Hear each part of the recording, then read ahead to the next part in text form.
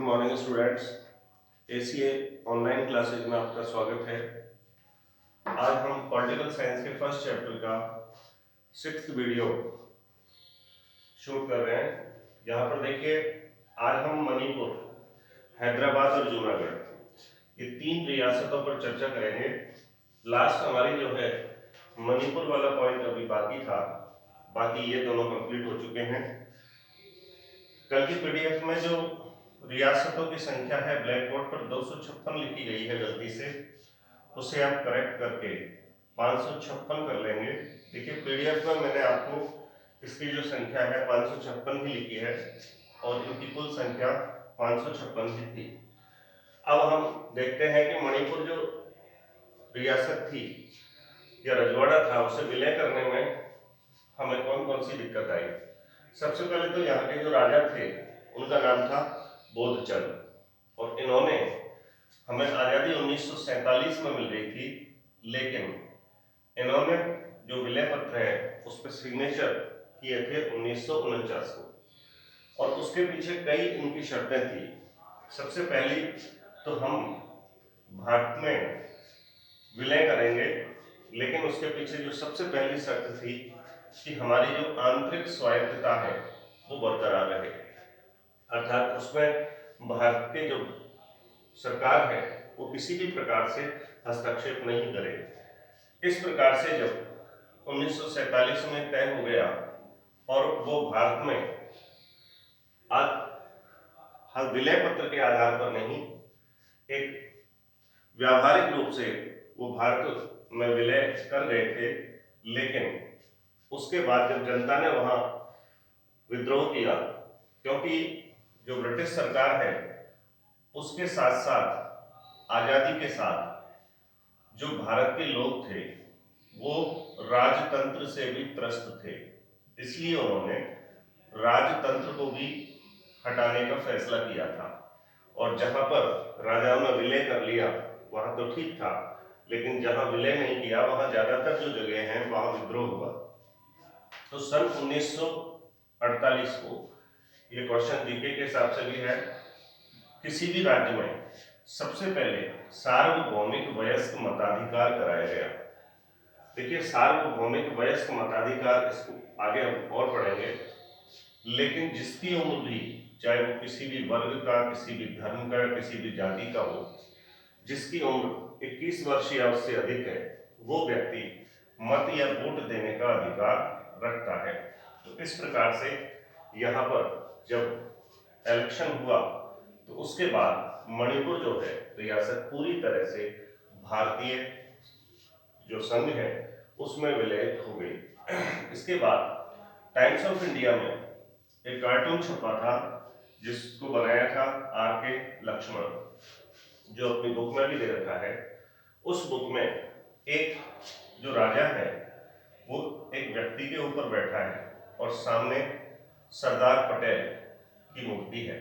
देखिए सरदार पटेल का विलय कराने का तरीका यह था कि जब भी वो किसी महाराज के पास जाते तो महाराज से कहते भाई आप तो अपनी गद्दी पर या कुर्सी पर बैठे रहो, हमें उससे कुछ मतलब नहीं है, हमें केवल उतना ही दो जितना अंग्रेजों के पास था।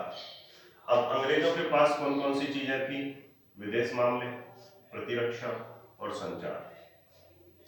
तो सरदार पटेल इस तरह से उनको ये 3 प्रलोभन देकर के खुद को ही वहां का राजा मानकर चलिए, ये बता करके, और वो विलय पत्र पर हस्ताक्षर करा लेते थे। हालांकि ये एक प्रलोभन था, वो तो जैसे ही विलय पत्र पर हस्ताक्षर होने थे, बाद में धीरे धीरे करके जो राजा थे उनसे सारी शक्तियां छीन ली गई।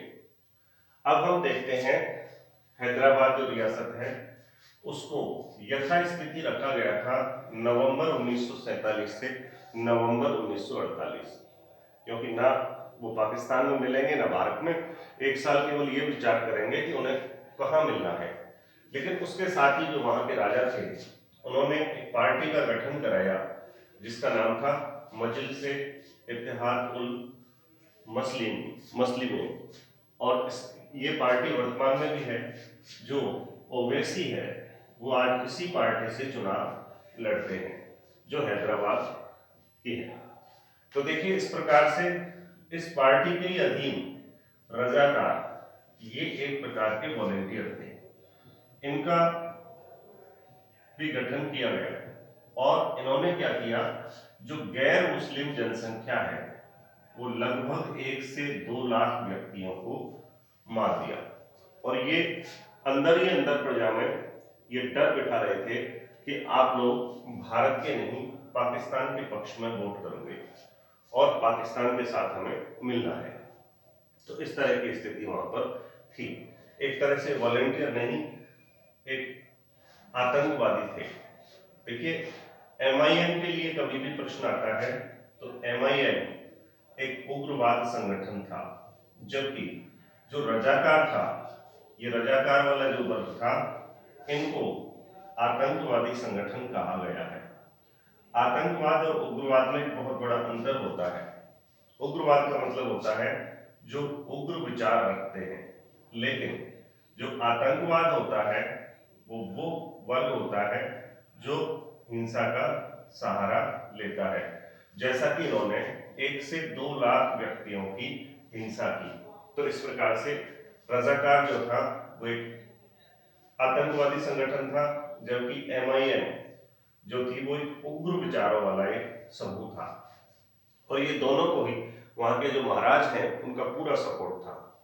इसके बाद आती है जूनागढ़। जूनागढ़ के जो महाराज हैं वो थे महारावत खान, जो कि एक मुस्लिम थे।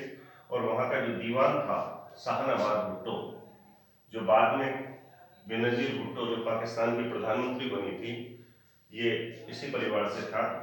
और राजा को पाकिस्तान में मिलने के लिए जो प्रोत्साहित किया था, वो प्रोत्साहित करने वाला व्यक्ति भी यही था, शाहनवाज भुट्टो।